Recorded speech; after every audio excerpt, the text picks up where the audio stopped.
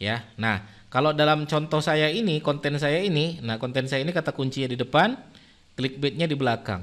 Ya, teman-teman nanti bisa ininya yang di depan, ya ini yang di belakang. Cuman saran saya, halo teman-teman semua, di video kali ini saya akan berbagi dan juga menjawab sebuah pertanyaan Mas Didik, sebenarnya SEO content writer itu seperti apa sih? Maka teman-teman tonton terus video ini, teman-teman akan ketemu jawabannya. Simak terus video berikut ini.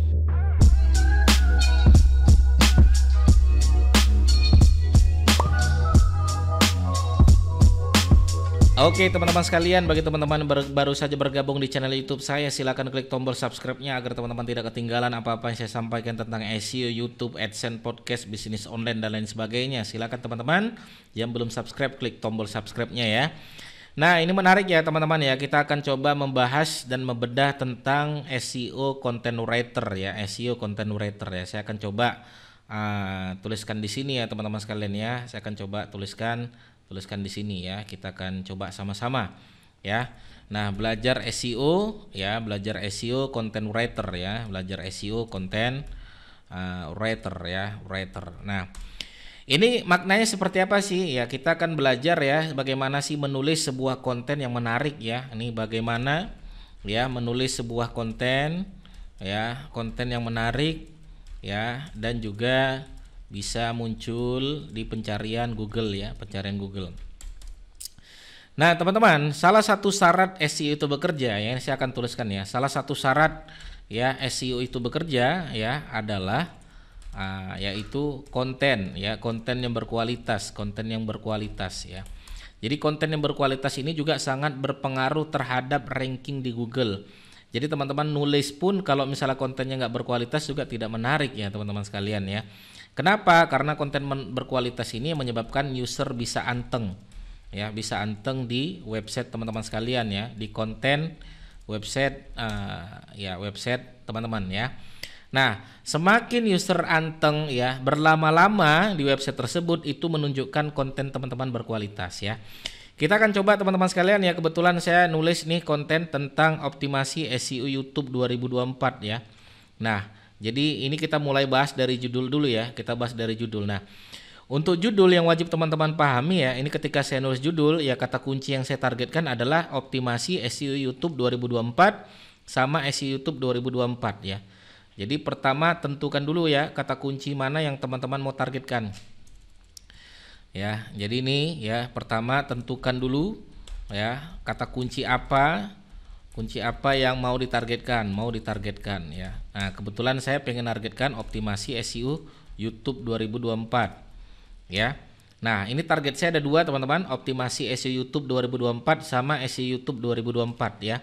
Nah, rumusnya itu adalah kata kunci target ya, saya bilangnya KKT aja ya, kata kunci target plus clickbait ya, clickbait. Ya, clickbaitnya itu seperti apa? Nah, clickbaitnya ini kreator pemula harus tahu. Ya, kreator pemula harus tahu. Jadi, kata kunci targetnya optimasi SEO YouTube 2024, clickbaitnya yaitu kreator harus tahu. Ya, atau teman-teman nanti bisa ditambah lagi ya dengan clickbait yang lain. Ya. Nah, itu tuh clickbait ya, melebih-lebihkan tapi tidak sampai berbohong. Ya, melebih-lebihkan tapi tidak sampai berbohong. Kalaupun nanti teman-teman sekalian misalnya ya bingung gitu kan, Mas, gimana sih cara buat clickbait?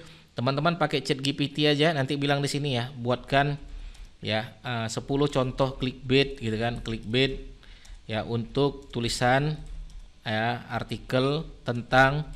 Nah, teman-teman tinggal tambahkan optimasi SEO YouTube 2024. Nah, ini ada beberapa clickbait, teman-teman nanti bisa lihat di sini rahasia. Rahasia itu clickbait, trik terbaru yang harus Anda coba itu juga clickbait. Ya. Jangan ketinggalan, itu juga clickbait. Ya, atau apalagi nih ya, hanya butuh 5 menit. Nah, itu clickbait ya teman-teman sekalian ya. Bagaimana video Anda bisa viral? Nah, itu clickbait. Ya, yang akan meroketkan views di tahun 2024. Nah, itu clickbait teman-teman. Ya, jadi rumus judul itu clickbaitnya bisa di depan. Ya, jadi ini kalau saya letakkan di sini, nah ini clickbait bisa di depan atau plus kata kunci target ya, plus kata kunci target. Kata kunci targetnya bisa di belakang atau kata kunci targetnya bisa di depan teman-teman sekalian. Ya. Nah, kalau dalam contoh saya ini, konten saya ini, nah konten saya ini kata kuncinya di depan, clickbaitnya di belakang. Ya, teman-teman nanti bisa ininya yang di depan, ya ini yang di belakang. Cuman saran saya terserah mau yang mana ya. Saran saya cuman kata kunci di depan saja, teman-teman ya. Kata kunci di depan saja. Kemudian di sini clickbaitnya. Oke, itu yang pertama.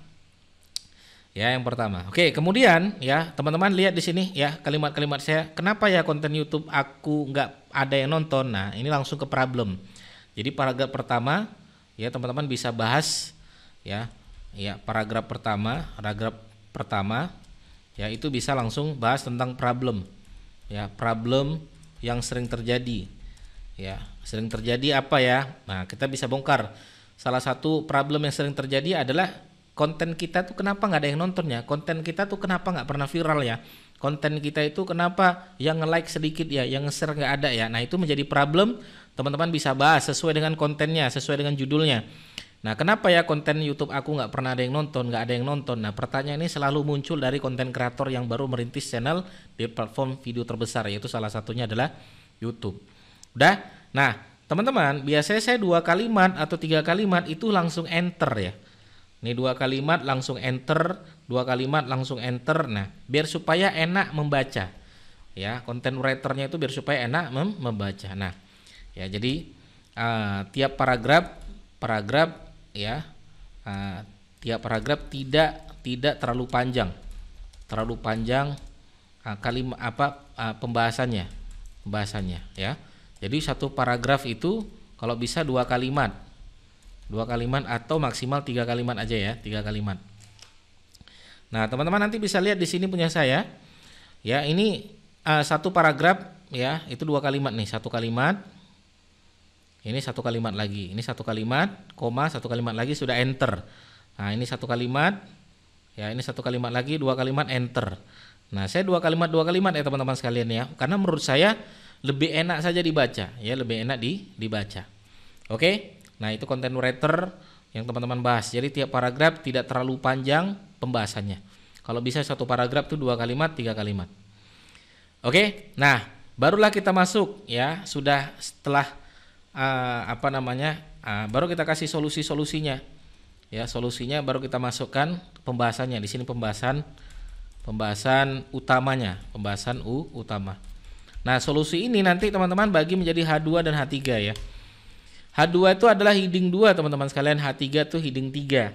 H3 itu poin-poin penting di dalam artikel, H2 itu adalah ya turunan dari kata kunci yang teman-teman targetkan atau problem utamanya dan solusinya. Contoh, misalnya ini problemnya ya, ini adalah judul saya optimasi SEO YouTube 2024. Ini langkah-langkahnya, ini H2. Kalau teman-teman bisa lihat di sini, ini H2 ya, heading 2. Nah, ini H2.